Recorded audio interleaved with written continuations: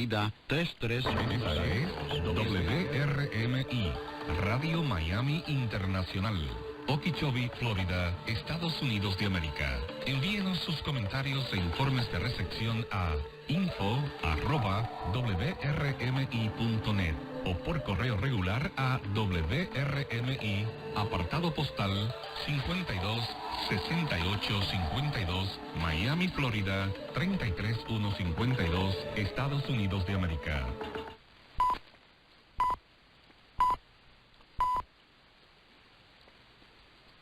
Третя година.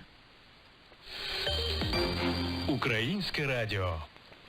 Триває війна з Росією. Кожен з нас на своєму місці може зробити свій внесок у перемогу. Приєднуйся до громадянського спротиву. Заходь на сайт Центру національного спротиву спротив.mot.gov.ua. Ми перетворимо життя окупантів на пекло. Спротив.mot.gov.ua. Традиційно о цій порі, тобто буквально одразу після 3-ї години ночі, Українське радіо подає своїм слухачам короткий дайджест найголовніших новин за минулу добу англійською мовою. Отож, слухаємо.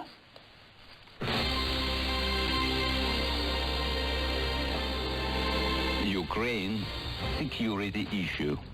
On April 27th, the 63rd day of Russia's war against Ukraine, the situation continued to aggravate in the southern and eastern regions, where the Russian army intensified attacks on Ukrainian positions and missile and artillery strikes on residential areas, aiming to take control of the entire Donetsk and Luhansk regions and secure a land bridge from mainland Russia to Crimea. Russian troops twice shelled a town in the Donetsk region using phosphorus munitions. As a result, apartment blocks caught fire. The Azovstal steel plant, the last stronghold of the Ukrainian defenders of Mariupol, is shelled, bombed and stormed 24 hours a day. There may be between 1,000 and 2,000 civilians hiding in the plant basements, according to various sources. Many of them are injured and wounded, and all are starving. They have no water, no medicines, but the military medics are doing their best to treat both soldiers and civilians in the underground hospital. One of the medics says they have to work in the abominable conditions.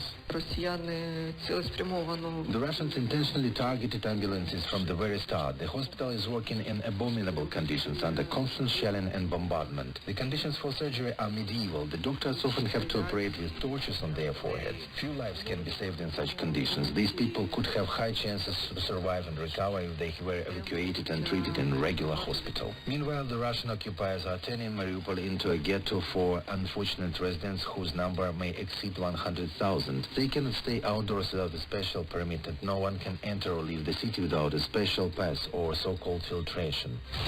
The rail and motorway bridge across the Dniester first in the Odessa region was hit by Russian missiles twice within several hours. The bridge is an important transport artery linking Odessa to the southern areas of the region, and its destruction can cause serious logistical and other problems. In south of the Dnipropetrovsk region, bordering on the occupied Kherson region, Russian missiles hit a major energy infrastructure facility on Tuesday evening, causing a big fire that raged all night. In the Luhansk region, the epicenter of military action is the town of Popasna, which Russian troops have been storming for weeks. There remain some 2,000 civilians in the destroyed town, but it is impossible to evacuate them or deliver any aid there. The Russians keep shelling neighborhoods in the city of Kharkiv, as well as towns and villages in the region. At least 3 civilians were killed and 15 were wounded as a result of the latest artillery and missile strikes. All the northeastern areas of the Sumy region bordering on Russia remain under heavy artillery and mortar fire, according to Dmitro Zhivitsky, head of the Sumy region military administration. Instead of much expected warm welcome, the Russian occupiers of Kherson have encountered total resistance. Peaceful protesters against the Russian occupation continue. Practically every day, its residents gather on the central square and march through the streets carrying Ukrainian flags and banners and shouting out, "Kherson is Ukraine." On Wednesday, Russian soldiers again brutally dispersed the crowd of protesters using stun grenades and tear gas. 4 people were badly injured. From the first day of Russia's aggression, thousands of Ukrainian volunteers have been doing everything they can to help the military defend the country. They raise funds for the army, make camouflage nets, cook meals, help treat the wounded, and deliver equipment, clothing, foodstuffs, and other essentials to the front line. In Kharkiv, volunteers make light, bulletproof vests. One of them, Radion Shishkin, explains that the standard vests are too heavy and not always convenient in some situations. According to him, the vests that his team makes are reliable.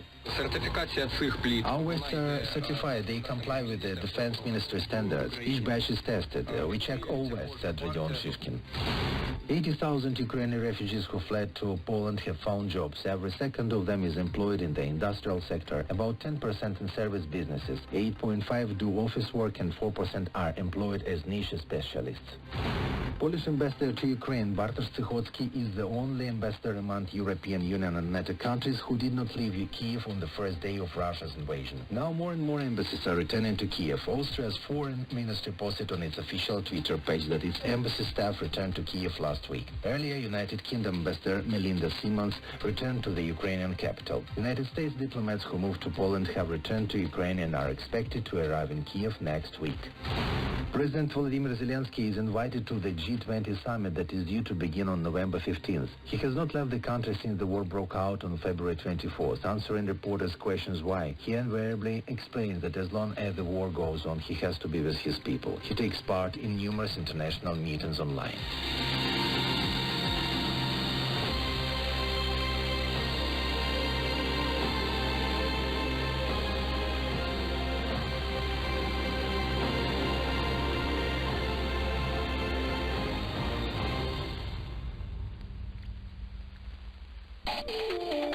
Українське радіо. Стежимо за новинами цілодобово.